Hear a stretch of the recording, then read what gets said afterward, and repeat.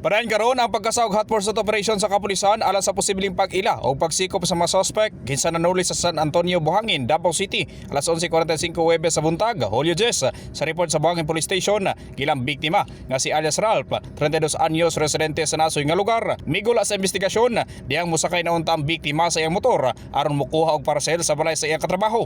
Kalit miabot ang suspect nga nakasutong itong nga jacket, itong nga short pants, dayon tion sa gituang .45 nga pistola tumong sa iyang tiyan o pugsanong gikuha ang iyang sling bag nga dunay sulod sa gibada-bada ang 6,500, cellphone nga nagkantidad og 24,000 pesos og sulod sa GCash nga 1,800 pesos. Gilan nga misibat ang mga suspect sakay sa motor padulong sa barangay ang Leongto direksyon. Sa karon gipanabayan na sa kapulisan ang laing mga CCTV footage aron matumbok ang direksyon sa mga suspect. In the heart of changing lives, ako si Brigada Gib Maing sa 93.1 Brigada News FM Davao, The Music News Authority.